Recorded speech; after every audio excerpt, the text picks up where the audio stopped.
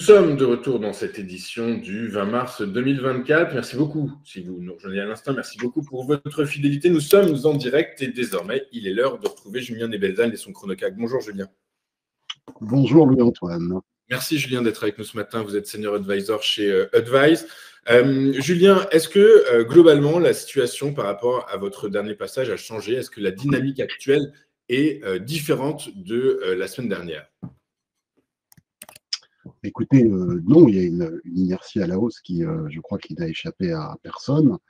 La dynamique de fond sur le marché des actions à Paris est très positive. Alors, je vous ai préparé en fait un graphique que j'ai pu commenter effectivement il y a peut-être une semaine ou deux, un graphique en données hebdomadaires, ce qui nous permet d'avoir la perspective justement de l'indice CAC 40. Vous avez un premier point bas qui est au niveau du Covid, on se souvient très bien de mars 2020, et puis cette reprise, d'abord lente, puis qui s'accélère avec les vaccins, qui nous permet d'atteindre un sommet majeur en janvier 2002. Janvier 2002, c'est un moment d'articulation puisque la perspective d'un ralentissement économique apparaît, la perspective d'une hausse des taux pour combattre l'inflation apparaît, et puis évidemment le début de la guerre en Europe.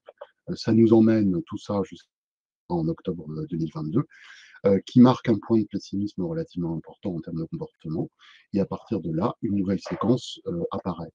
L'indice dépasse en 2023 le sommet de 2022, donc confirme la dynamique haussière qui est apparente là sous nos yeux. Et en confirmant ça début 2023, il indique que eh bien, les années devant nous, 2024, potentiellement 2025, restent haussières. Alors une fois qu'il a fait ce mouvement de hausse, il a développé une période de temporisation autour des sommets de janvier 2022 sous la forme d'un rectangle, c'est-à-dire d'un canal. C'est ce qui est indiqué en bleu sur le graphique.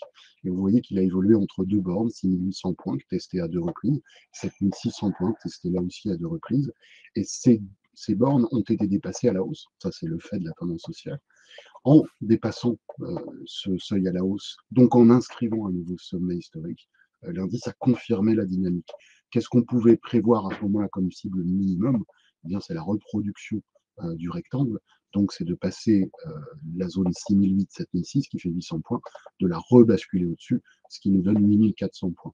Donc, l'objectif minimum de ce mouvement se situe à 8400 points, je dis bien minimum, parce que compte tenu de la puissance de la dynamique, absolument rien n'exclut de dépasser ce seuil et de le dépasser même significativement en 2024 ou potentiellement en 2025. On sait qu'il y a aujourd'hui une impression de surachat qui est très forte. On peut d'ailleurs s'en rendre compte au travers de la ligne verte qui traverse le graphique, qui est la moyenne mobile à 1 an. Et on voit que les cours sont relativement éloignés de la moyenne mobile à 1 an. Donc, c'est donc se dire, tiens, la situation est tendue.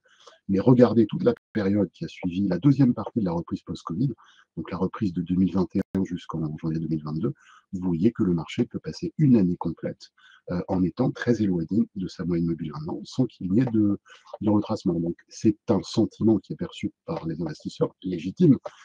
Ça n'indique pas qu'il peut y avoir un retour en arrière. S'il doit y avoir un retour en arrière, il faut regarder peut-être un graphique un peu plus court. D'accord. Et donc, justement, on va basculer sur du court terme. Est-ce qu'en court terme, la dynamique reste la même ou est-ce que vous avez identifié d'éventuels points d'entrée qui pourraient être intéressants à travailler? Oui, parce que tant que la dynamique haussière n'est pas invalidée, la théorie dit qu'elle doit se prolonger. Donc, ce que l'investisseur doit chercher, c'est de nouveaux points d'entrée.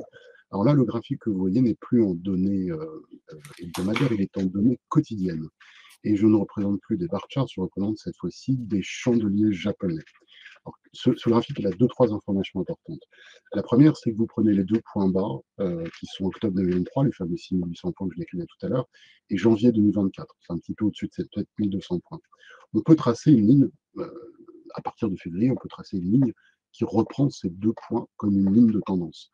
On peut d'autant plus la tracer que vous voyez qu'à partir c'est au milieu du graphique, vous avez première zone de gap en rose, qui est consécutive à la formation de ce support ascendant.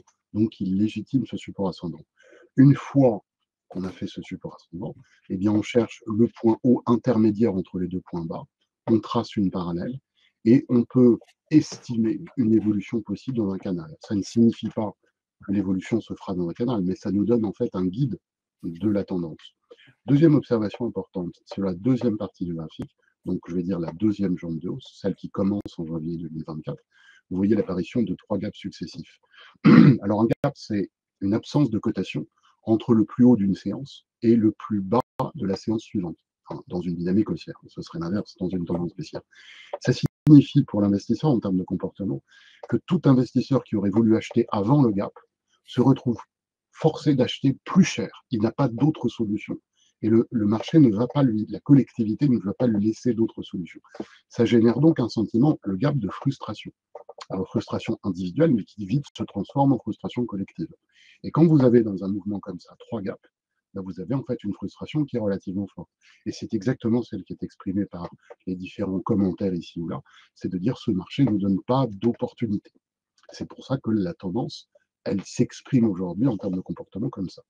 Maintenant, troisième élément, puisque nous avons tracé un canal qui a été justifié par la tranche des gaps, la question se pose de qu'est-ce qu'il se passe si le marché revient, arrive sur la partie haute du canal. Et c'est précisément ce qu'il a fait.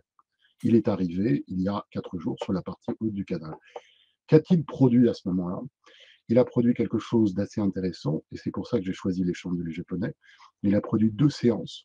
Vous voyez, c'est les séances J-3, J-4, qui sont en fait des bâtonnets, qui sont des simples mèches avec des tout petits corps. On appelle ça en fait des doji. C'est-à-dire que le marché ouvre à un niveau, monte et revient clôturer au même niveau. Ces figures de doji sont des figures soit de temporisation, c'est le plus logique, soit d'inversion de tendance.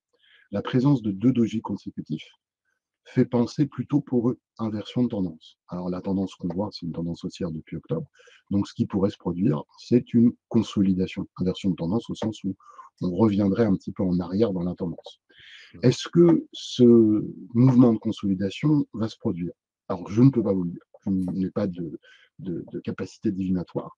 Mais ce que je sais, c'est que s'il doit y avoir un moment dans la période actuelle où il peut se produire, le moment me semble venu à cause de la présence de ces dojis.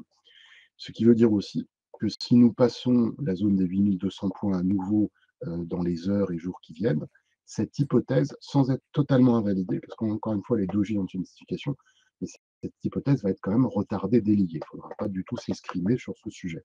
Je vous rappelle que les 1200 points, les plus récents, la résistance actuelle, c'est en dessous des 8400 points qui restent l'objectif de l'ensemble du mouvement. Donc, restons quand même mesurés sur cette hypothèse de consolidation. Maintenant, s'il devait y avoir consolidation, comme je vous l'indique, des éléments se sont réunis pour cela. Et si vous regardez les niveaux sur lesquels ça peut arriver, eh bien, ça arriverait sans doute sur le premier support qui est à 8000 points et assez probablement sur le second support qui est 7900 points. Donc, je dirais que pour des opérateurs qui raisonnent sur des opérations sur quelques jours, un repli sur le niveau de 8000 ou 7900 points pourrait être intéressant. Si pour une raison qu'on n'a pas identifiée aujourd'hui et qui sera rare, celle de la décision de marché, on passe en dessous des 7900 points, alors je pense que le marché ne s'arrêtera pas avant 7700 points. C'est-à-dire qu'il ira fermer non seulement le dernier gap ouvert, mais qu'il ira probablement tester le gap ouvert au milieu de la tendance. Et ces 7700 points font figure pour moi de support véritablement majeur au sein de cette tendance haussière.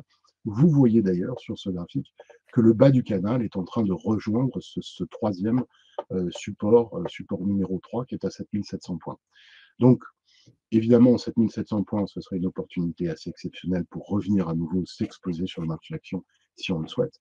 Et pour ceux qui suivent de plus près les marchés, on peut déjà s'y intéresser à 8000 et très probablement à 7900 points.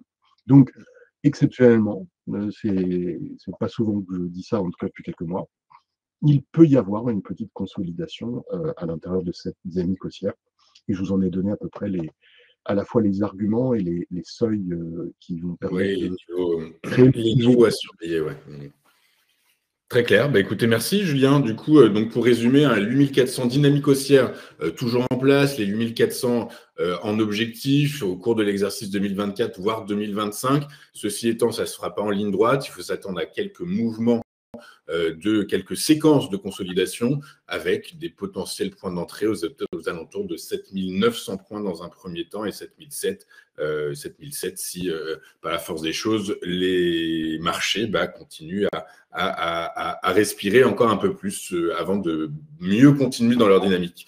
Merci, Julien, d'avoir été avec nous ce matin. Merci, Julien Nebenzal, vous êtes senior advisor chez Advise et avec nous régulièrement. Et je vous en remercie. Je vous souhaite une excellente journée. Et nous, de notre côté, écoutez, on marque une rapide courte page de publicité. On se retrouve dans un instant avec les Market Movers de Daniel Cohen-Delara, tout de suite sur Téléfinance.